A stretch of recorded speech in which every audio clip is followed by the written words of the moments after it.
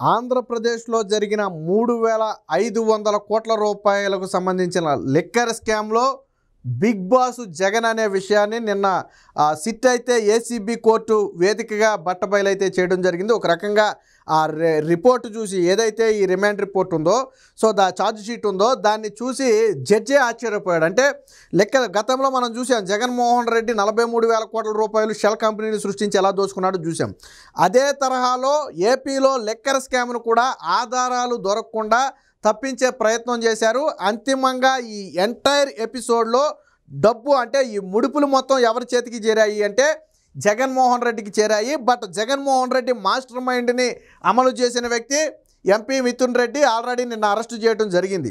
వాస్తవానికి మిథున్ రెడ్డికి కాలం కూడా కలిసి రాలా ఎక్కడా కూడా. ఎందుకంటే కింద ఏసీబీ కోర్టులో మొదలు పెడితే సుప్రీంకోర్టు వరకు మిథున్ రెడ్డి అన్ని కోర్టుల్లోకి వెళ్ళాడు. తనకు ముందస్తు బెయిల్ ఇవ్వాలని, అరెస్టు నుంచి రక్షణ కల్పించాలని, అట్లీస్ట్ ఒక వారం రోజులు సమయం ఇవ్వాలని చెప్పి మిథున్ రెడ్డి అడిగినప్పటికీ కూడా కోర్టులు ఎక్కడా కూడా ససేమిరా అన్నాయి. ప్రధానంగా హైకోర్టు చాలా ఘాటైన వ్యాఖ్యలు చేసింది. ఇది చాలా పెద్ద స్కామ్ లాగా కనపడుతుంది, ఇందులో పెద్ద వాళ్ళ ఇన్వాల్వ్మెంట్ ఉన్నట్టుగా కనపడుతుంది. ఎంపీ మిథున్ రెడ్డిని కస్టడీలోకి తీసుకుని విచారిస్తే తప్ప దీని లింకులు బయటపడే అవకాశం లేదని స్వయంగా రాష్ట్ర హైకోర్టు మాట్లాడటం జరిగింది. దాన్ని సుప్రీంకోర్టులో సవాల్ చేస్తే సుప్రీంకోర్టు ఆ విషయంలో ఇన్వాల్వ్ అవడానికి నిరాకరించింది. గత్యంతరం లేక సిట్ ముందు హాజరైతే నిన్న సిట్ అయితే విచారించి అనంతరం అరెస్ట్ అయితే చేసింది. ఇక్కడ వరకు బాగానే ఉంది, అందరికీ తెలిసిన కథే. కానీ జగన్మోహన్ రెడ్డిలో ఒక ఉలిక్కిపాటు వచ్చింది. నిన్న జగన్మోహన్ రెడ్డి మిథున్ రెడ్డి అరెస్టును ఖండించిన తీరు చూస్తే చాలా స్పష్టంగా అర్థమవుతుంది. జగన్మోహన్ రెడ్డిలో భయం అనేది పెళ్ళు బిక్కింది. అసలు ఏసీబీ కోర్టు నుంచి సుప్రీంకోర్టు వరకు కూడా ఎందుకు మిథున్ రెడ్డిని కాపాడటం కోసం జగన్మోహన్ రెడ్డి అంత ప్రయత్నం చేశాడు, విశ్వ ప్రయత్నం చేశాడు. దేశంలోనే పెద్ద లాయర్లను మిథున్ రెడ్డి పక్కన వాదించడానికి పెట్టుకున్నాడు. కానీ ఫలితం దక్కలేదు. ఎందుకు ఉలిక్కిపడ్డాడు?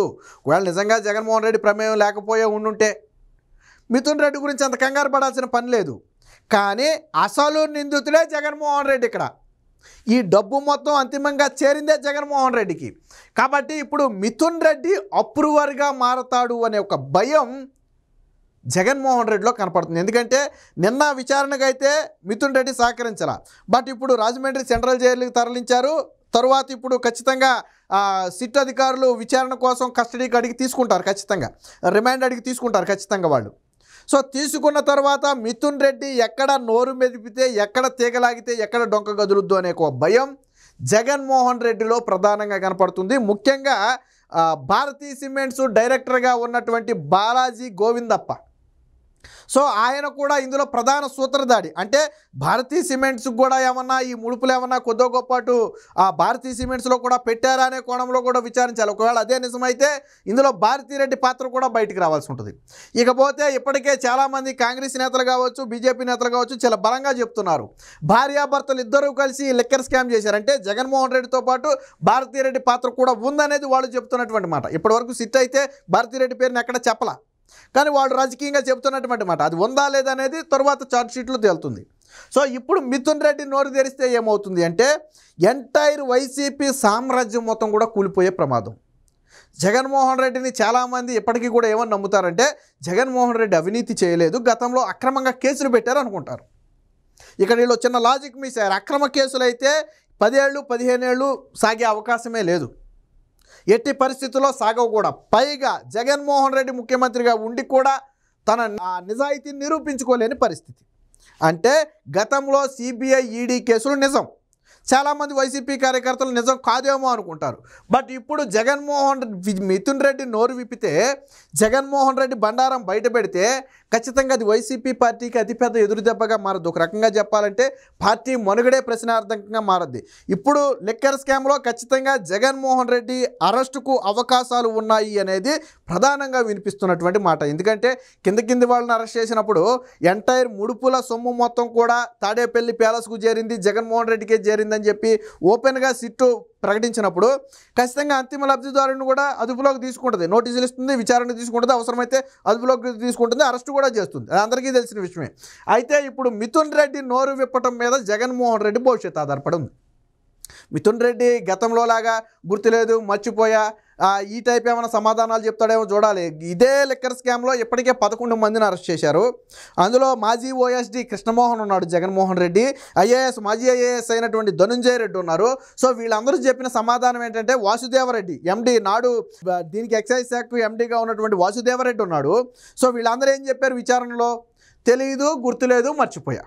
వీళ్ళందరూ చెప్పిన మాట ఒకటే, అంటే ఇన్ని వేల కోట్ల రూపాయల స్కామ్ చేసి వీళ్ళు ఏం చేశారో మర్చిపోయారంట. ఈ మాట రేపు చెబుతాడా, లేదా ఆధారాలను బయటపెట్టి రేపు పొద్దున్న సిట్ అన్ని ఆధారాలను ఎదురుగా పెట్టి ప్రశ్నిస్తుంది. సో ప్రశ్నించినప్పుడు కొన్ని ప్రశ్నలకు ఖచ్చితంగా సమాధానం చెప్పాల్సిన పరిస్థితి వస్తుంది. అప్పుడు గాన ఏమైనా పేరు లీకు చేస్తాడా? ఒకవేళ అప్రూవర్గా మారి ఎస్ జగన్మోహన్ రెడ్డి చెప్తేనే మేము చేశాం, దీని వెనక జగన్మోహన్ రెడ్డే ప్రధానంగా ఉన్నాడు అని ఆయన గన చెబితే అది ఖచ్చితంగా జగన్మోహన్ రెడ్డి మెడకు అతిపెద్ద ఉచ్చుగా మారుతుంది. ఇప్పటి వరకు సిట్ చేసే ఆరోపణలను రాజకీయ ఆరోపణలుగా వైసీపీ భావిస్తుంది. ఏదో చంద్రబాబు నాయుడు, లోకేష్ అక్రమంగా కేసులు పెట్టి అరెస్ట్ చేశారని చెప్పుకుంటున్నారు. కానీ అక్రమంగా కేసులు పెట్టి అరెస్ట్ చేయాలంటే ఇన్ని రోజులు అవసరం లేదు. వాస్తవానికి ప్రతి ఆధారాన్ని సిట్టు చాలా స్పష్టంగా తీసుకుంది. నిన్న కూడా మిథున్ రెడ్డి మౌనం దాచాడు. ఈవెన్ రిమాండ్ విధించే సమయంలో కూడా వీళ్ళ తరపు లాయర్లు కొంత వాదించారు. సరే మాకు ఆ జైలు కావాలి, గుంటూరు జైలు కావాలి, లేదా ఆ జైలు కావాలి, జైల్లో బెడ్ కావాలి, ఫుడ్ కావాలని రకరకాల వాదనలు వినిపించారు. సరే వాటన్నిటిని కోర్టు కొట్టేసి తర్వాత రాజమండ్రి సెంట్రల్ జైలుకి పంపింది. బట్ ఆ సమయంలో కూడా మిథున్ రెడ్డి ఎటువంటి మాట కూడా మాట్లాడకుండా సైలెంట్గా కోర్టులో కూర్చుండిపోయాడు. ఒక రకంగా మిథున్ రెడ్డిలో తీవ్ర ఆందోళన కావచ్చు, భయం కావచ్చు మిథున్ రెడ్డిలో చాలా స్పష్టంగా కనపడింది. ఇక ఇదే సమయంలో పెద్దిరెడ్డి రామచంద్రారెడ్డి గొంతులో కూడా వణుకు వస్తుంది. సాధారణంగా పెద్దిరెడ్డి రామచంద్రారెడ్డి స్మూర్తిగా మాట్లాడినప్పటికీ కూడా ఆయన కొంచెం ముక్కుసూటిగానే మాట్లాడతాడు. ఎప్పుడు తడబాటు, బెడుకు, బెరియం అనేది ఉండదు. నిన్న పెద్దిరెడ్డి రామచంద్రారెడ్డి వీడియోని ఒకసారి చూడండి. అక్రమ కేసులతో మేము ఎదుర్కొంటామని న్యాయస్థానాల్లో ఏదేదో చెప్పాడు ఆయన. బట్ ఆ గొంతులో ఒక భయం అనేది స్పష్టంగా కనపడుతుంది. ధైర్యంగా మేము తప్పు చేయలేదు అని ఒక వ్యక్తి చెప్పే గొంతు కాదు అది. అంటే అక్కడ పెద్దిరెడ్డి రామచంద్రారెడ్డికి కూడా భయం ఉంది. ఇదే సమయంలో అదే భయం జగన్మోహన్ రెడ్డిలో కూడా ఉంది. ఒక పార్టీ అధ్యక్షుడు అరెస్ట్ అయినా అంతలా స్పందిస్తారో లేదో కానీ మిథున్ రెడ్డి అరెస్ట్ అయితే మాత్రం అంతలా స్పందిస్తున్నారు. నిన్నటి నుంచి చూడండి, వైసీపీ అని చెప్పుకునే ప్రతి ఒక్కరు కూడా బయటకు వచ్చి మాట్లాడుతున్నారు. ఎందుకు మాట్లాడుతున్నారు? గతంలో చంద్రబాబు గారు అరెస్ట్ సమయంలో మాట్లాడారు. ఆయన ఒక పార్టీకి అధ్యక్షుడు, అప్పటికే 3 సార్లు సీఎంగా ఉన్నారు. అది వేరే విషయం, పక్కన పెడదాం.